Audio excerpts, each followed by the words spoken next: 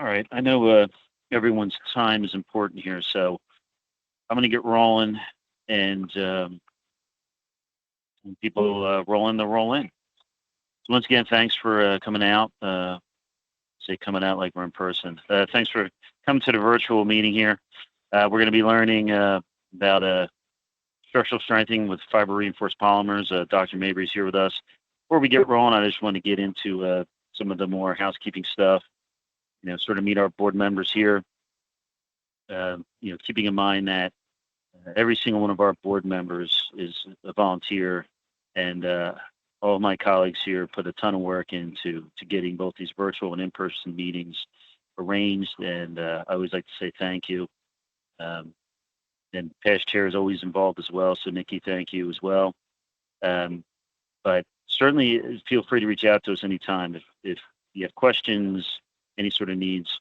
We're always happy to help and get everybody up to speed on what's going on. Big event coming up, and I'll have a couple more I'll talk about, but is our golf outing. You can see the sponsors here that have sponsored the golf outing. Next one will be beginning of May in Kimberton Golf Club. If you've never been out to that golf club, I recommend you go. It's very nice. Now, I'm not much of a golfer, frankly, but I'm happy to drive around with the cart and hand out beers. So I'll definitely be doing that. And just keep in mind, if you do sponsor, and I know the flyer is out now, we've been reaching out. If you're interested in attending, if you're interested in sponsoring, please just drop us a quick line, and we will get that information over to you. Keeping in mind that this is, as Mr. Urban would say, this is all for the kids. We want to raise as much money as we can to make sure the kids continue to go to school for structural engineering. So just some background on the meeting that we have set up here. We are recording it, so if that is something that you're not interested in being part of, we understand. You can just log off now. But the reason we record it is so if people can't make the meeting or they have interest in this later, they can actually watch it later and refresh their memory and so forth. We have disabled your microphone and camera. That way we don't have to worry about distractions. And then as far as asking questions or contributing to the discussion, definitely use the Q&A feature. There's no chat feature. Use the Q&A, and we'll be monitoring that as we go through. Please definitely connect with us on LinkedIn. There's our email address, the little QR code there will help you connect with us. That will kind of connect you up with all of our different methods of keeping in touch. But we do try to post a lot on LinkedIn. That seems to be kind of the best way to keep everybody in the loop. And we do on the website, we do have information there. So we try the best we can to keep everything up to date. But as I said before, we're all volunteering, so putting in the time that we need to do. Upcoming events, the next one is the Inn at Swarthmore. So this is a multi-tech event with the Philly chapters of ASCE, all of the subgroups, SEI, the construction monitoring group, and so forth. So that's a great one to attend. That one's being filtered through ASCE Philly chapter in terms of getting tickets and so forth.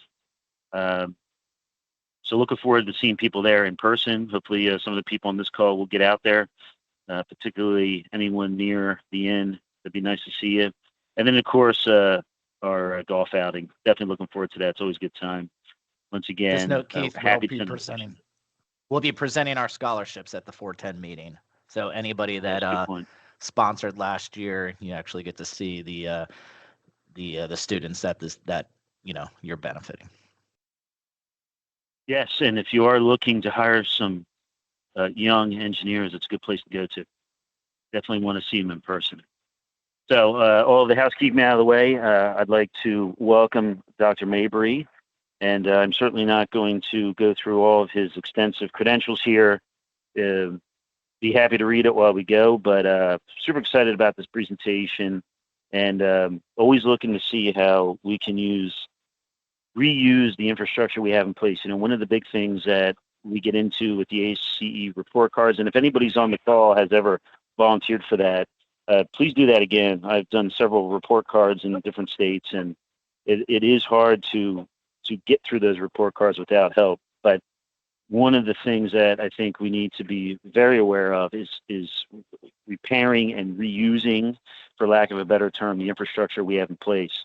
And I think this is a presentation that's going to help us think a little differently about that. So with that, Dr. Mabry, I'm going to hand it over to you. Appreciate it.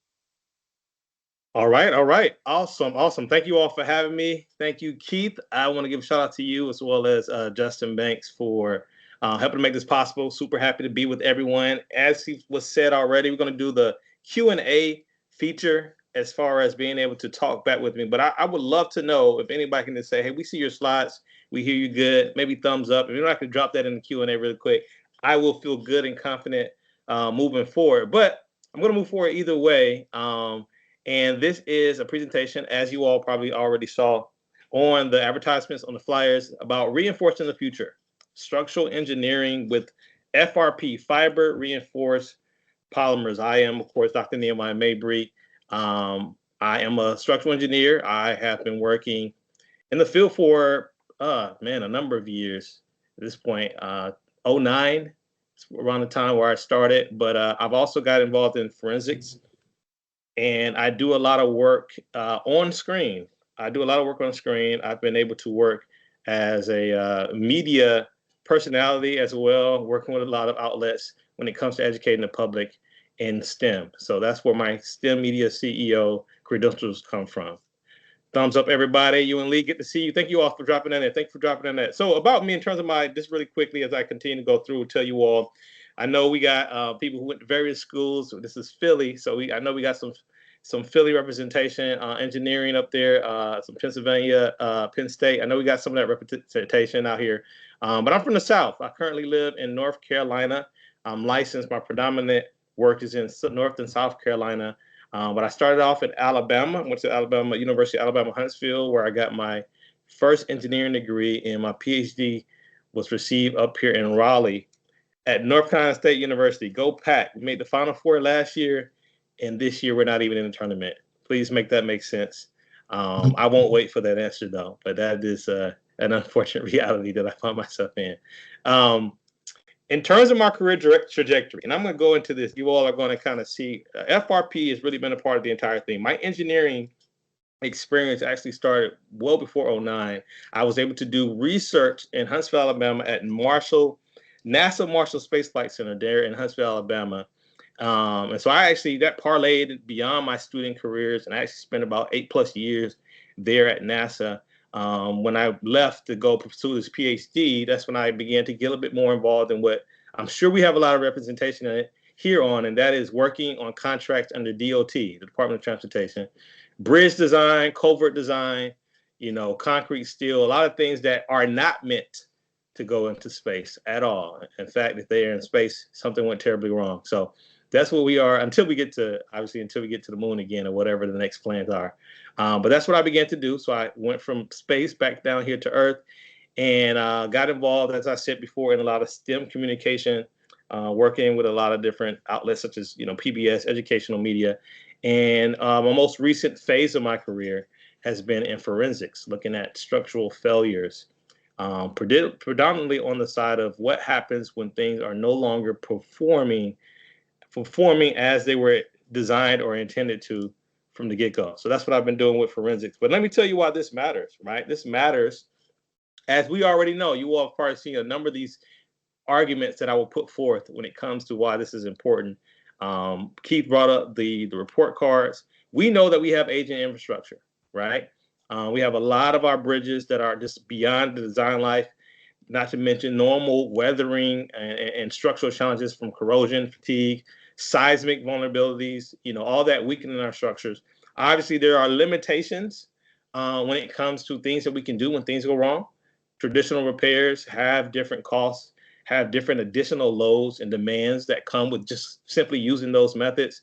And when it comes to FRP, fiber reinforced polymers, what we're talking about today, and I'll go into a little bit more depth in this, but you're talking about lightweight, corrosion resistance, the ability to install relatively quickly without adding additional or significant additional load on the structure. And then there's just a growing impact. Now, I went to school, obviously, to do research and got this PhD, years ago.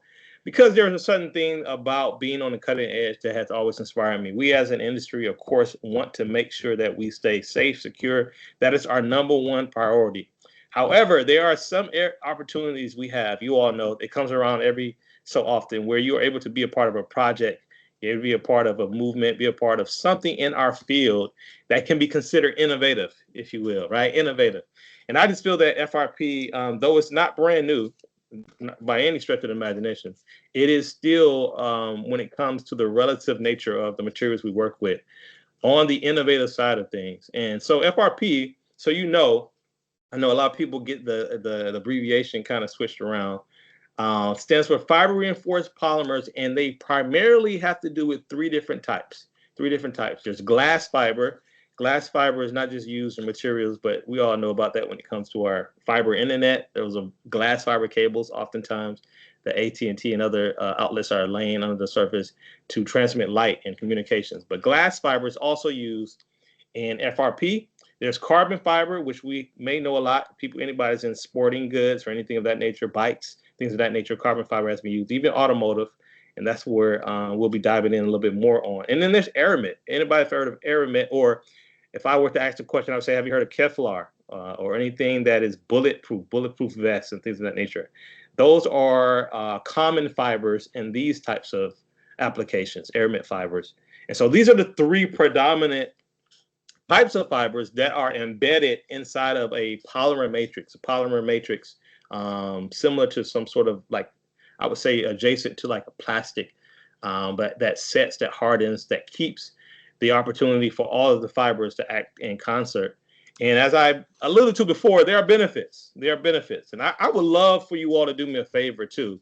If you have questions, because there is no doubt, I've spoken on this, I don't know how many times over the years, and there's no doubt that there are questions that are just nagging issues for people who have heard about this when it comes to FRP, and it may pop in your mind during this presentation. So if you hear something that you want to maybe ask a question about or curious about my take on it, in the middle of the presentation, drop it in the Q&A.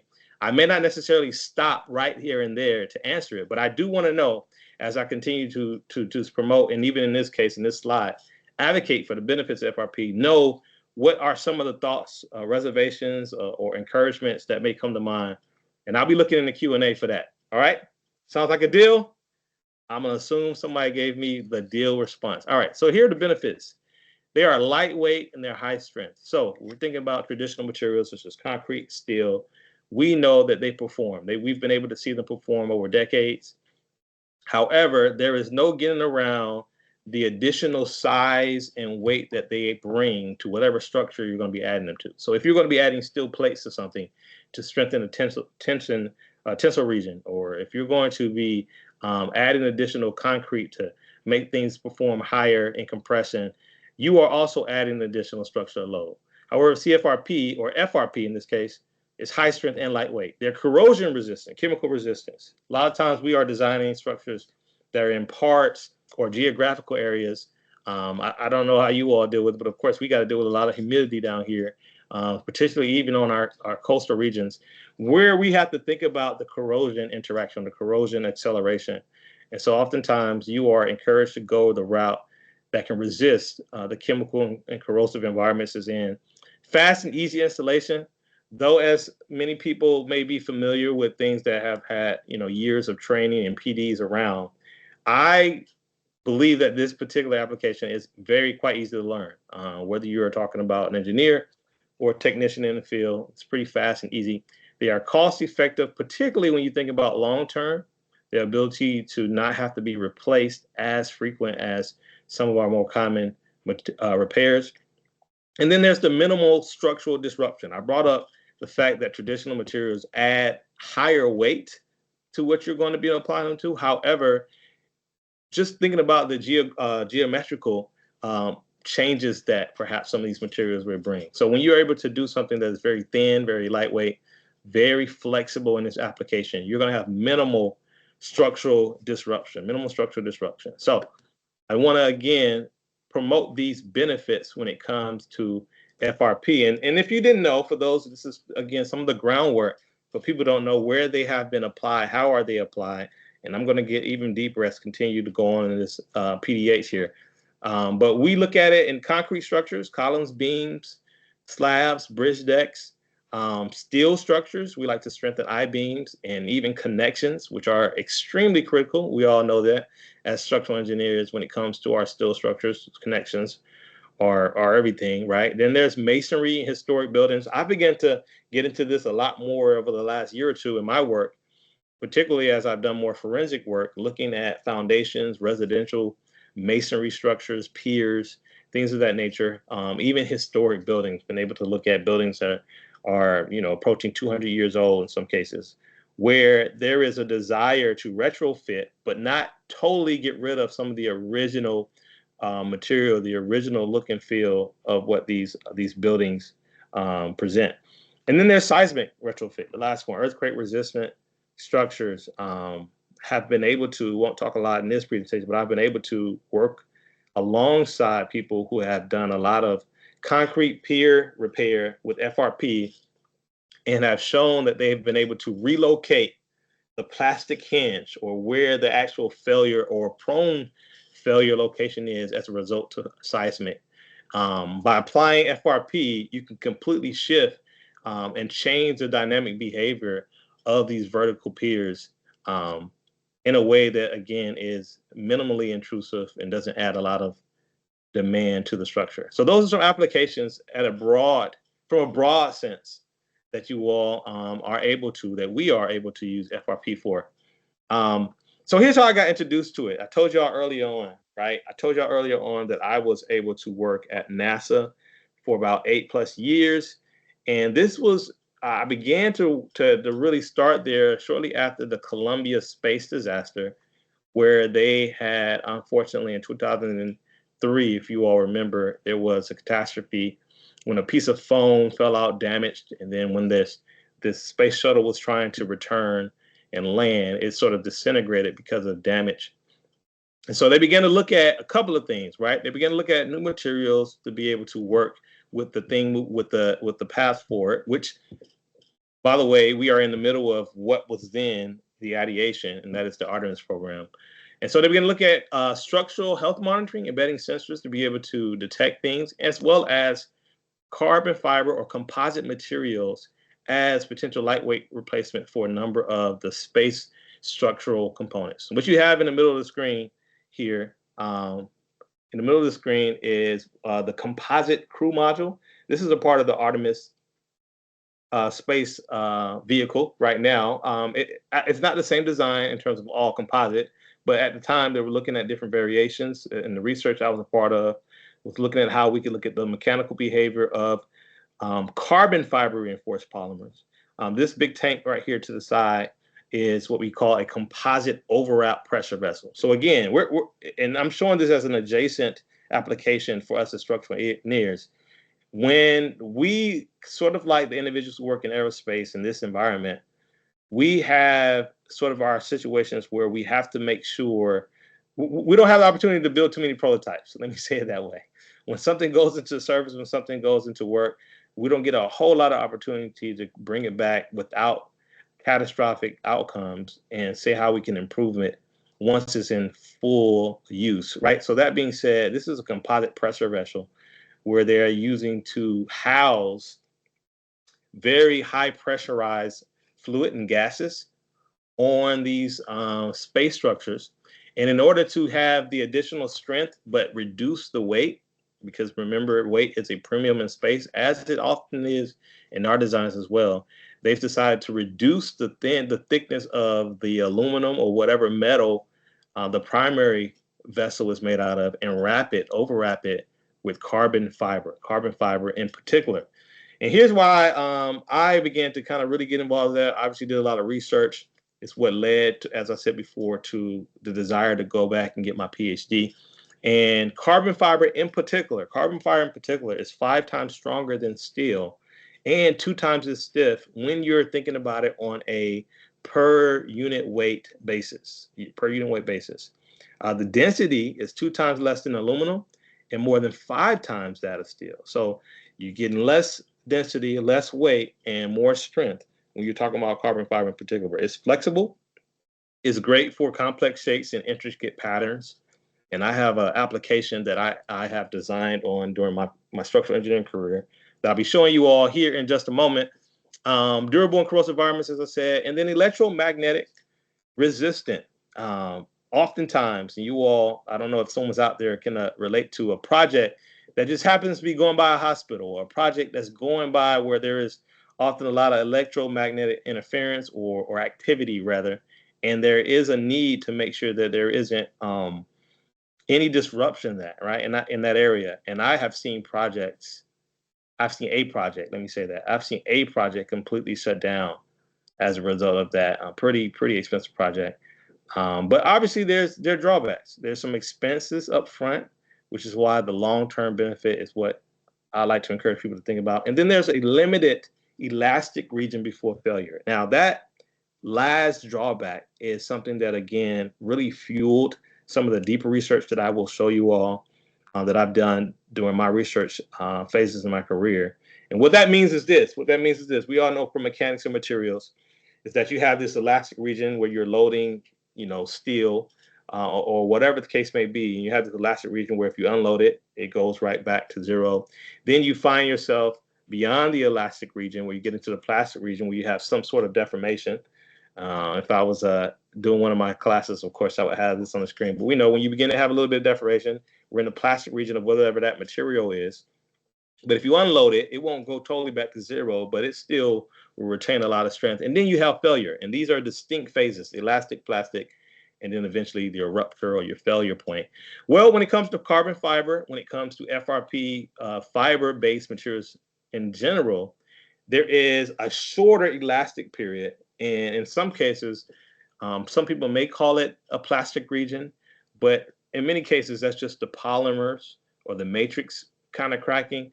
But in other words, there is a relatively quick failure that takes place after you begin to reach its capacity, right? So there are, and of course, needs to be there when it comes to sort of working at the limits of this material. We know that there definitely needs to be a little bit of different approach when we're monitoring these things, right? So that's something that really fueled my research, and I want to point out and acknowledge, even as a proponent of FRP. And again, just to pause, if you have a question, drop it in the question mark. If you have something, even if you want to push back slightly on anything I'm sharing, I'm all ears for it. I've been working with this for a while. I have heard a number of thoughts and ideas, but I'm always interested in hearing more. So please, by all means, at any point, drop a question in, and I will get to it later on when I'm able to in my presentation. So let's talk about codes. Let's talk about codes when it comes to this. Now, we all, as structural engineers, we know we believe in following code. We have to. That's a part of the job that we have, our responsibility. And so ACI, which is American Concrete Institute, we all know about this, has a committee that is specifically devoted to FRP, Committee 440, ACI Committee 440. And they have, for a number of years, periodically put out what we call the strengthening structural concrete with fiber reinforced polymer systems code requirements and commentary. So this is available for those who did not know, who may be under the assumption that this is still a number of us who, sort of just kind of use our research and our intuitions about it. No, there is code. There is things that shall and should, and we know how all that works. So this is the reference for those who are interested. You are able to, of course, purchase this through your employer or individually. I have a copy myself. But this is where it gets into some of the details of how we go about strengthening the future, as our presentation says today. But before I talk about more of those details, of course, we know, again, restoring and improving infrastructure is identified as a grand challenge of our century. There is continuous bipartisan, so typo there, bipartisan plans to revitalize the transportation infrastructure, among other goals. And as Keith mentioned about the report card, I don't know if y'all know, but we are less than a week away from the update from our wonderful society's report card on America's infrastructure. Back in 2021, that third bullet point there says that we went from a C+ to a C when it came to our bridges. Now, our bridges, we know, It's not just structurally deficient, it's functionally obsolete. There are a number of other reasons that factor into that. But we are to be aware of that. I myself, so after NASA, I worked in bridge design specifically for another 7.5 years, 7.5, almost 8 years. So that is obviously a very important area of application and interest for me. And then we know that these numbers, as they continue to be various studies, say 4 out of 10, some say 1 in 3. They talk about the need to be replaced or repaired. So obviously there is an approach that we should have that's obviously scalable, one that is informed, and that is what this PDH is all about when it comes to situations that there may be better options for. And so if we're going to strengthen our beams, let's say, our concrete bridges that are oftentimes created from reinforced concrete, pre-stressed concrete, we know that there's a flexibility in the application. And when it comes to that, I think I would like to draw your attention to what you see in this top right corner, and that is what we call the wet layup application, Now, there are a number of other ways that FRP and strengthening can take place. There are plates that people bond on, that they bolt on, the same way that we would maybe a steel plate when we want to strengthen things. There are rebars made of FRP. There's rebar made of FRP that are embedded, drilled into a lot of our components. But in particular, I would like to talk about how typically applied by wet layup, right? This involves heavy saturation of those fibers with the resin or the matrix, and then placing them on the surface, right? On the surface of an existing structural member.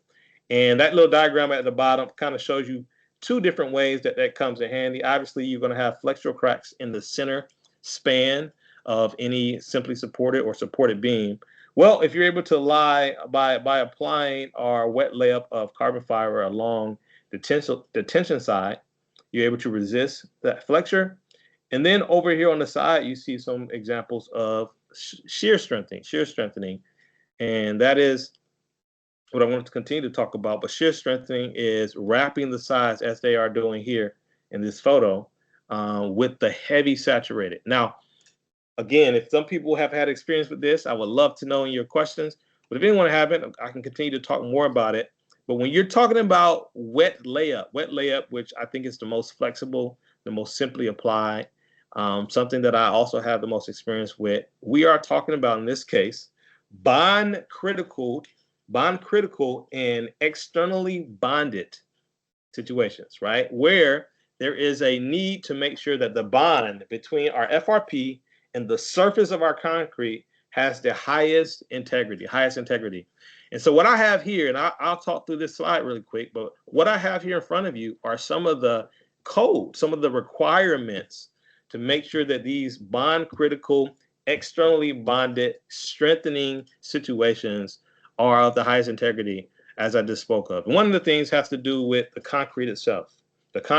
Starting out, there is a need to ensure that there is a minimum compression strength of 2,500 psi. Now, a lot of people may see things where it's like missing concrete, already crumbled concrete, and you may assume, or some people may assume on either side of the debate, oh, we're just going to wrap it up and make sure it's contained. That is far from the truth.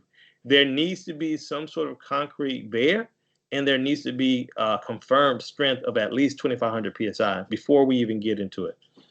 Obviously, we work with higher concrete strengths when we're designing our structures. But even over time, right, we're going to lose some strength due to the cracks or what have you. We typically get cored specimens. We find little opportunities to test the compressive strength, as well as the tension strength, which we know is significantly lower in all cases. But the tensile strength should be no less than 200 psi for the concrete that we're going to be applying our FRP to. Let's just get that clear. So I, as a proponent, am not saying that we should go around and place FRP on this exposed rebar and maybe just pour a little cement in there or mix it with water and it should be good. By no means. We know that there is a floor. There's a bottom baseline, rather, if you will, to applying this stuff. So that baseline, when it comes to the concrete itself, is 2,500 psi compressive strength and no less than 200 psi tensile strength. Let's make sure that is very clear. Now, what we have to do when we're talking about our surface where we're going to apply that, we need to make sure that there is a surface profile that is conducive for the application of our wet layup CFRP. And that has to do with having a surface that is not extremely smooth, but rather roughened and prepared.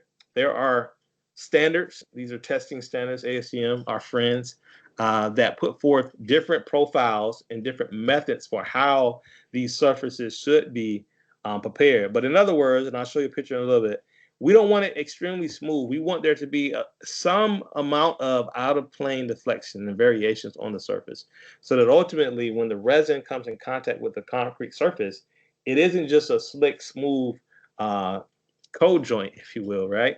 It's an opportunity for it to sort of interlock with the variations on that concrete surface. And so we prepare it by doing a number of things. You can use grinders, you can use needle guns, right? Pneumatic needle guns, which is one of my favorite. But we prepare the surface if it's not already prepared, and we clean the surface. So it needs to be clean. Pressurized air, whatever the case may be. We want it to be sort of roughened, but we don't want a lot of dust and accumulated powder on that surface, because that's going to also chemically interact with that particular resin that we're going to be using. That's so critical. Now, when we don't want to make it too crazy, though, when we're roughening it and we're making sure that there's some variations, we don't want it to be greater than 1/32 of an inch. Any of that out of plane variation, and that includes form lines. We know that sometimes concrete form lines can kind of cause some out of plane variation. We don't want that to exceed 1/32 of an inch. So again, some moderate out of plane variation is necessary, but not too much, not too much. And then lastly, these are all straight from the ACI 440 that I showed y'all the photo of. We want to make sure that if we're going around corners, that the radius is, or the radii rather, is rounded to the point that that is no less than, we don't want it too sharp, no less than 1/2 inch in radius. These are key requirements when we are about to apply that, which I do say is a very easy and fast installation. We don't want to rush past these particular things that have been put forth as the baseline, what is necessary when it comes to the concrete and the substrate, that is the surface that we are going to be applying our FRP. Very, very important. Very, very important. If you're with me, you don't have to type it. You just got to nod your head. If you're eating lunch, just go ahead and nod your head. Let me know you're with me. Or you're not letting me know, but again, making sure that we get this engagement, even if it is on your side of the screen. Now, I got to share with y'all an example. One of the design examples that I've been able to apply this to in actual infrastructure. This is, of course, I had to redact a few things on this. I hope I redact enough, but this is a drawing of a bridge that is existing out here, similar to one of the bridges that exist out here, similar to a number of bridges, rather, where at the time they were designed with drop-in girder spans. I don't know if this is common there in Pennsylvania or any of the places that you all work, but they have to break up sort of the negative moment that often would occur above these supports. They were at one point designed to where there would be an ending of the beams with a little ledge here on both sides, and a span would be dropped in near the center, so that there would be the opportunity to, again, break up some of that negative moment in the continuous design. And that's just how it was done. However, what has begun to be discovered over time, here's just a little, cross section of what one of these bridges may look like. This one, in this case, has about 7 different beams, 7 drop-in spans. We've all seen similar cross sections like this, but again, this one is the drop-in span.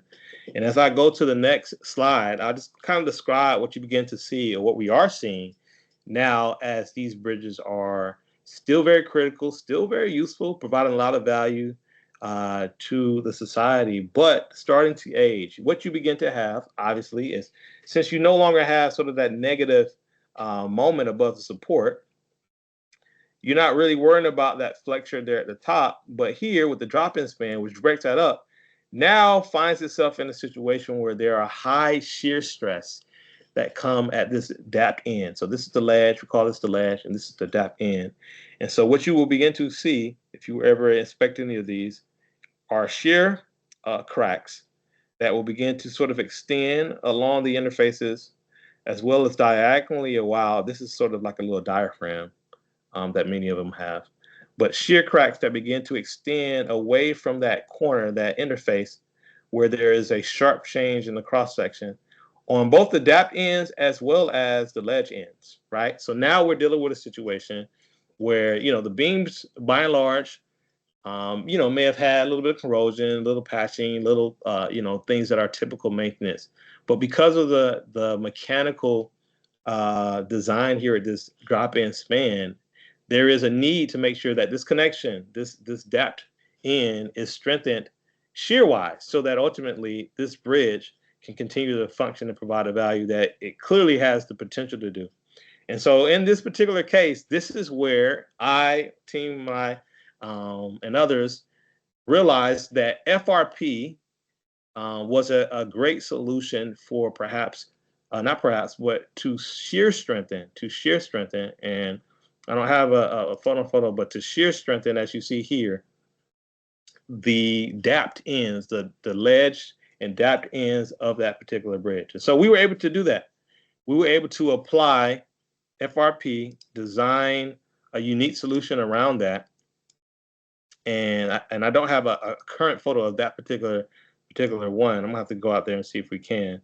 But we were able to go out and not only apply FRP, but also develop what we call our project special provisions around this idea of strengthening this depth end of this drop-in span. So this is where one of the cases that this has been able to be done. It was successful and also led to other opportunities rather throughout our state, where we see in action FRP beyond just maybe the small scale applications that many of us have seen, and also beyond sort of the wrap columns. That's a very popular one that has been around for a while, but also for the shear strengthening of this hinge here through externally bonded, wet laid up CFRP material. So that's what I want to share with you all. Now, here's a natural question, though. When people start thinking about it, say, how can we inspect it, Dr. Nee? How can we look at it, Dr. Mabry, and determine if it's doing well after that? We know how to find, map cracking and efflorescence and exposed rebars and spalls. And we know how to do those things. But what happens when these things, now that they have been applied, we have seen it work, how do we continue to make sure that now this thing is behaving well? And obviously there are a number of techniques, the primary of which is our visual inspection. We hear it all the time, our number one inspection tool. But another relatively common method of inspection too that we all have been able to at least see and be aware of is infrared thermography. And that is the process of looking at how the heat dissipates or interacts or is even contained on the surface of whatever we're observing. I use it a lot now with my handheld thermal camera when I'm doing some of my forensic work, but even on our bridges. And so this is what leads me into the more in-depth research that defects or the degradation or the bond, as I said, which is extremely critical in these externally applied, because we want to go from a place to where obviously we know that they help, their tremendous benefits. Now, as you spoke about earlier, Dr. Mabry, if you were to ask, there is a need to keep an eye on that sort of latter region as you get close to the capacity of these things. How do we observe, right, the impacts when we acknowledge that there are defects in the bond, when we acknowledge that these things are getting old themselves? Right. So in this particular research program, experimental program, we wanted to look at simulated defects and see if we can evaluate the durability on the strengthening system when it comes to bond defects, when it comes to these things being aged and deteriorated themselves. And so the way that this program operated is that, as you saw in the last slide, there was a concrete block and we externally applied the CFRP. Just to go back to it, allowed it to be sort of pulled and sheared by our testing device, right? We applied a strain gauge there to, of course, measure what's happening in place. And we put in the center, as you'll see in the next slide, Teflon or nonstick tape to represent debonded areas. And what we were able to do is test back on SEI 440, which is the code as I mentioned before. There are limits to not only how you should apply, but limits to what you should allow when it comes to air bubbles, when it comes to defects and things that you're looking for when you're going and you're tapping it or you're visually looking for air bubbles, or if you need to get out your thermal camera. But ACI 440 has been able to define what is acceptable. And I think these are very, very, very helpful, not just helpful, the standard of what should guide what we allow to pass the installation.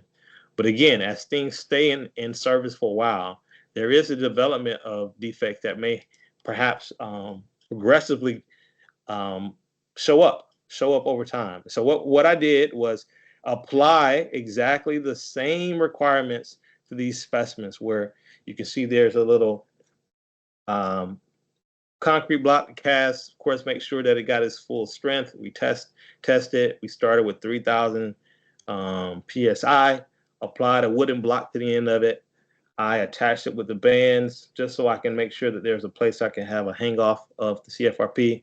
Use a little grinder here to prepare the surface. As I told you, create a little bit of out of plane surface variation there, but not too much. Here was the factory resin for this particular manufacturer that we then mixed according to their standards. And then there was a process before laying it on the concrete. And this has to, by the way, this is identical to how it will be applied in the field, where there's a need to, prior to applying it to the concrete, fully saturate it, meaning make sure that the resin, the epoxy, is fully saturated with between all of the fibers so that there isn't any dry fibers, because ultimately dry fibers are even more susceptible to transverse damage or shear damage. So you got to make sure that they're fully saturated before you apply it. And then, of course, applying it to the surface using this, making sure that we squeeze out any excess resin there. And this was how we set up these particular experiments.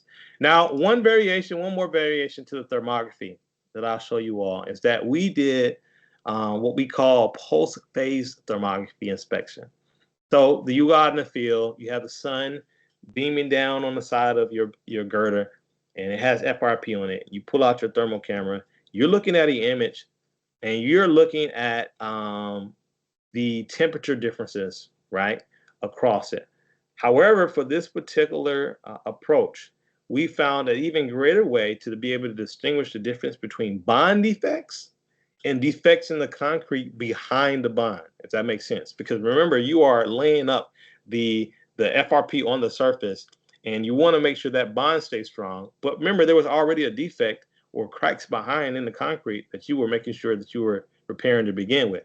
So in order to be able to know what you're looking at, we took the data, right, that we would get from a typical thermal camera, and instead of just using the heat as a source or the sun as a heat source, we would use like a light where we would pulse, heat it up to a higher degree, and through our camera record how the heat then dissipates and tries to find itself back at a thermal equilibrium. If you're able to record that data, and this is where it gets a little detail when it comes to post-processing, but and long story short is you're able to take the data over time as the heat begins to go back to its equilibrium place and apply what we call some transforms on it. I'll just keep it as that. A very simple MATLAB script that I was able to write that allows us to not just see the temperature variations, but to see the phase variations, phase referring to the angle of the wavelength of light, which you are able to determine not just the magnitude, but the timing rather in which certain heat begins to dissipate from damage, right? So it gives you a little bit of a layered kind of view. It's sort of making it 3D, if you will. And by all means, I'm happy to go deeper into that with anyone who wants to follow up long term. But here's our setup. We had our halogen lamps that we designed to kind of flash very quickly. Our thermal camera here. I had it recorded directly to the computer just for ease of the experimental process. And we found ourselves recording things that were progressively loaded to failure, right? Looking at going from something that was bonded as it should be loaded over time. In some cases, we did cyclical loading. In some cases, we did straight load to failure. And we're able to see what type of impact these simulated defects had on the bond critical configuration of our specimens. Not only did we do that, though, not only did we do that for your ambient normal conditions, we also tried a few other things where we looked at submersion, right? So there are obviously parts of our bridges that come in contact with water, some that stay in contact with water. How do those perform? Will the bond itself have an issue? Is the FRP a liability in this case? What's happening there? And then we have a chamber. This took place in the Constructive Facilities Laboratory at North Carolina State University, by the way. Go Pack, again, my alma mater, where we were able to freeze thaw, go through a number of cycles as we obviously subject our structures to on a yearly or annual basis. 50 plus 4-hour cycles where we raise the temperature, lower the temperature. When it comes to submerged patterns, we followed a typical sort of standard that looked at least 1,000 hours of submersion in the water at 100 degrees Fahrenheit, so elevating the temperature. And before we tested them, we then, again, applied our PPT, our post-phase thermography, a thermography inspection, using just, again, thermal data that we applied a script to afterwards to see how we could see any type of progression, right? And what we're able to find, what you're looking here is something that's just a simulated defect. You're looking at something that was submerged by itself in the water. Then you're looking at something that went through freeze thaw.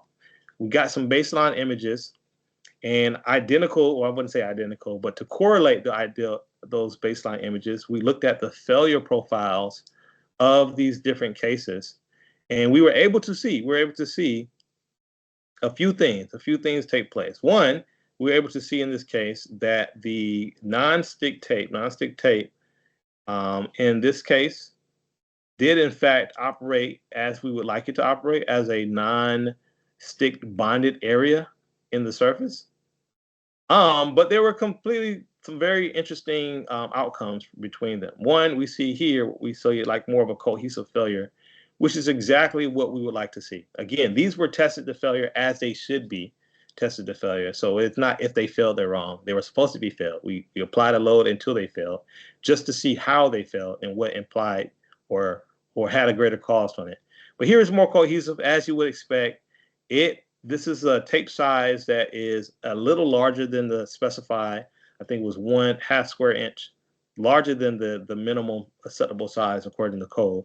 And we saw it outperform. Here in the submerged case, there was a very clean failure there. You all can see right there, it's very clean. And this has a lot to do with the natural degradation of the water at that temperature that we submerged it in. So there are perhaps some limitations there. But back on the freeze thaw, we see in the freeze thaw scenario that there was more damage to the concrete itself as a result of that we subjected it to than the bonding, which suggests that the bonding itself outperformed what we would expect to be the primary structural resistance, and that is from the concrete.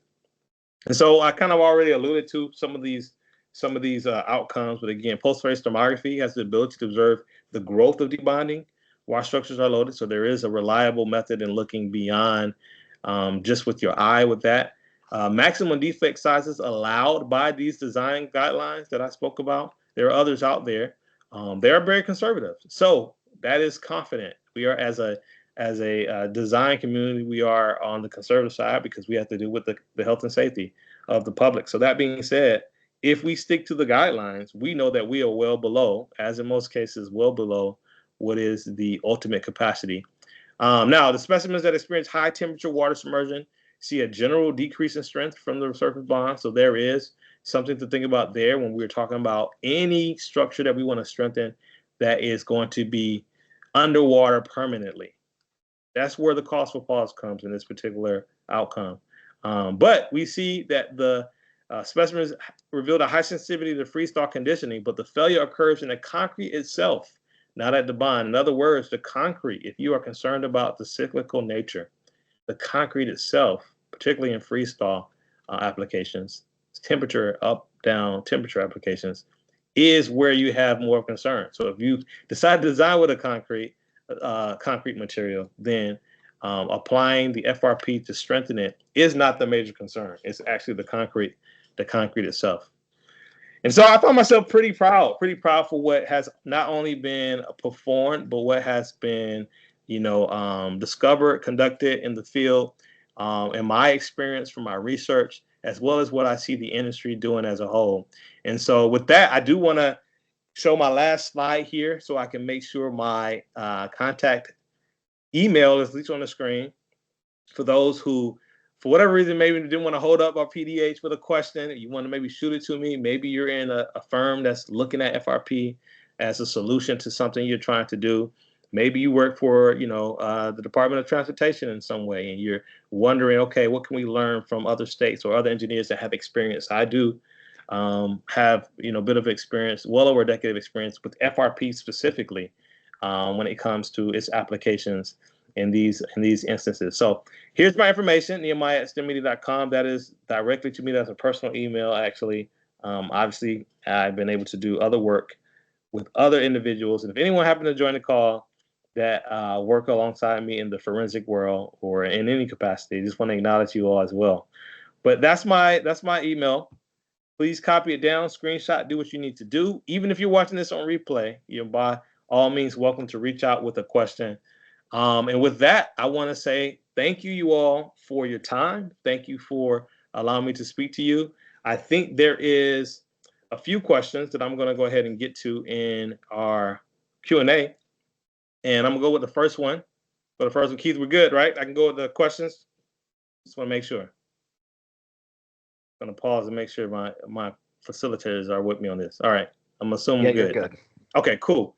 Michael Urban asked the question, from a bridge perspective, do the different materials, glass versus carbon versus aramid, work better for different bridge components? RC, yeah, rinse for concrete beams. Okay, got you. I would say it comes down to cost, and it has to come down to the performance. In my opinion, the carbon fiber is the most ideal scenario. You will see that most common. Aramid, very rarely have I come across aramid. They have used that in some of the reinforcing bars, and they've used glass a lot in reinforcing bars. But when it comes to the applications that I've spoke about today, carbon performs better, and it is a cost thing as well. So good question. Can you provide information on whether there's an ASTO guideline for? Yes, I spoke about that too, actually. So there is, let's see, let me finish reading your question. For torsional strengthening of concrete beams and bridge cats, how many layers are needed? What types of strength, layers, wraps? Yeah. That's good. And I'm going to make sure, and I would say send me an email, I can give you the exact reference. But when we conducted our experiment, we didn't just look at the ACI 440. There is an ASTO guideline as well that speaks to the same exact things you're talking about. And I don't have that reference handy for you, but there is one. When it comes to the layers, I will say this.